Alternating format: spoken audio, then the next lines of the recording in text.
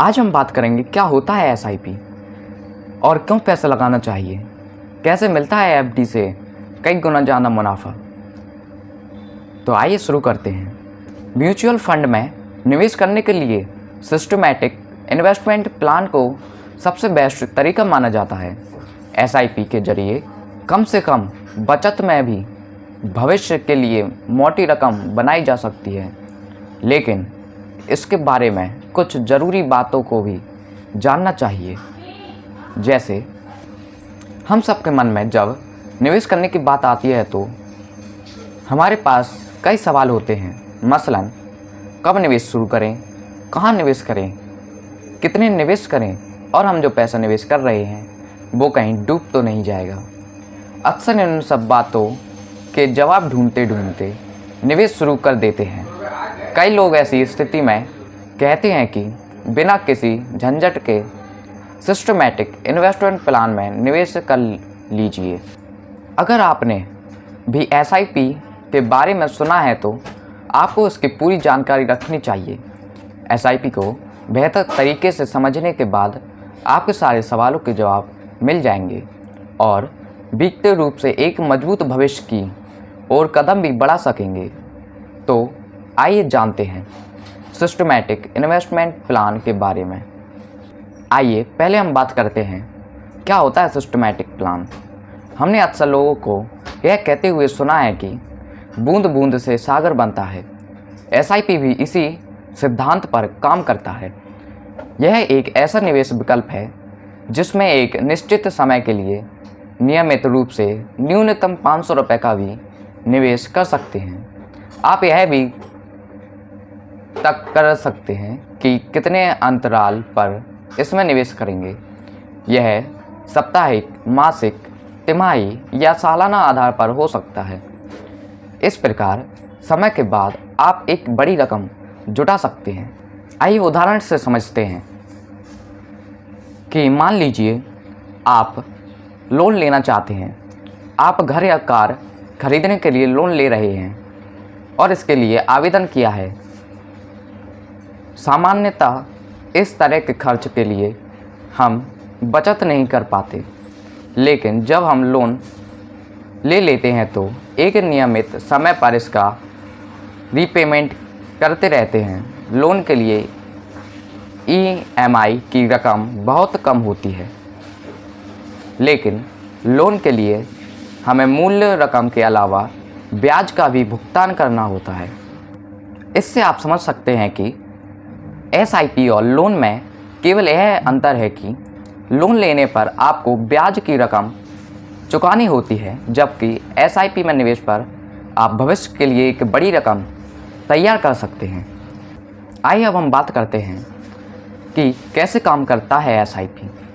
SIP के जरिए आप किसी भी तरह के म्यूचुअल फंड में निवेश कर सकते हैं। इससे आप एक लंबे समय में बड़ी पूंजी जुटा सकते हैं। यहाँ आपको यह समझना होगा कि रिटर्न जनरेट करना और पूंजी बनाना दो अलग अलग बातें हैं।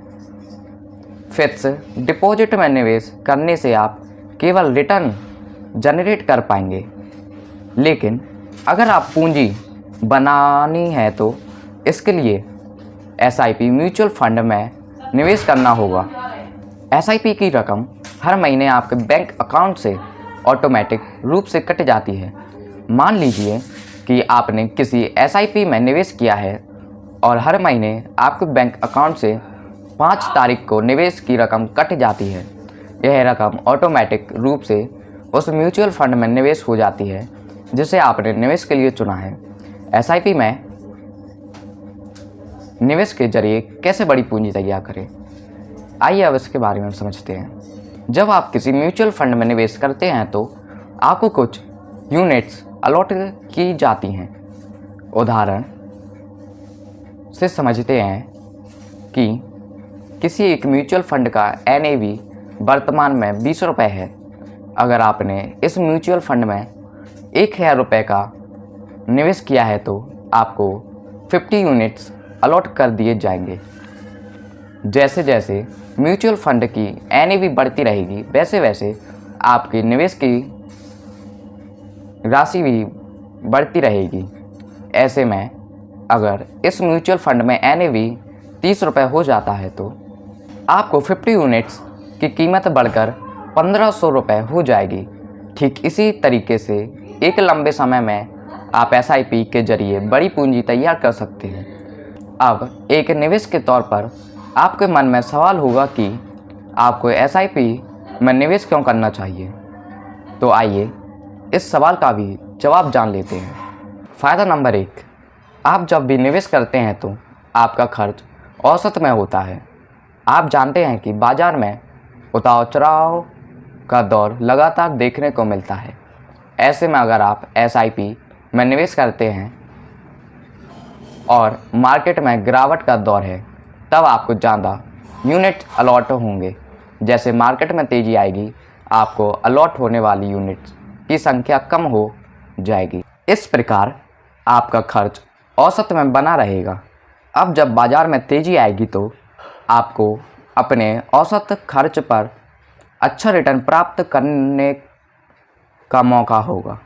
इसलिए जानकार कहते हैं कि SIP में निवेश करने वालों को बाज़ार में उतार चढ़ाव के बारे में नहीं सोचना चाहिए। फ़ायदा नंबर 2, दुनिया के दिग्गज निवेशक वॉरेन बफे ने कहा है कि 14 साल की उम्र में निवेश करना शुरू किया था। जब वे 50 साल के हुए तो उनका पैसा तेज़ी से कंपाउंड होने लगा। कई बार लोग कंपाउंडिंग को दुनिया का 8वां अजूबा भी कहते हैं।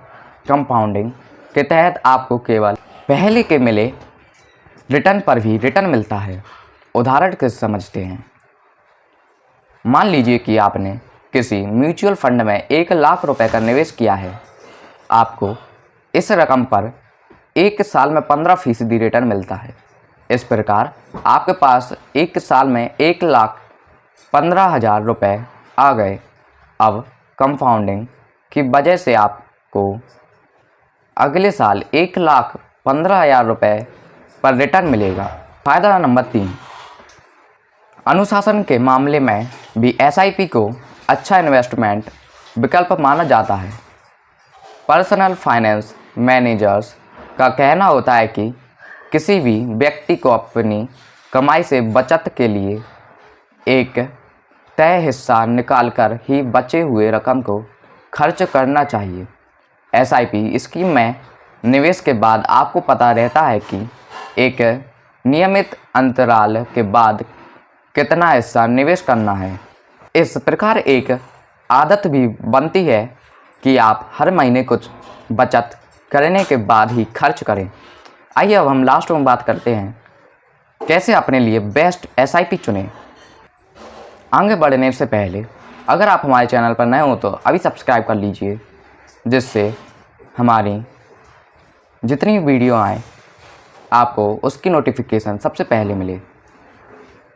किसी भी व्यक्ति का SIP चुनने से पहले यह देखना चाहिए कि वो किस वित्तीय गोल को पूरा करने के लिए निवेश करना चाहते हैं। अपनी ज़रूरत को समझने के बाद आप उचित म्यूचुअल फंड को चुन सकते हैं। इंटरनेट पर आपको यह जानकारी आसानी से मिल जाएगी कि पिछले कुछ समय में किस स्कीम पर कितना रिटर्न मिला है। आपको यह भी ध्यान रखना है कि आप उन्हीं स्कीम्स को चुनें जिसमें जोखिम उठाने के लिए आपके पास क्षमता हो कि अगर किसी वजह से आपका पैसा कम हो जाता है तो आप उस नुकसान को झेलने में सक्षम हो। अगर आप कम जोखिम उठाना चाहते हैं तो आपको उन्हीं विकल्प को चुनना होगा जिसमें जोखिम कम हो। वीडियो पसंद आई हो तो लाइक करें, चैनल पर नए हो तो अभी सब्सक्राइब कर लीजिए।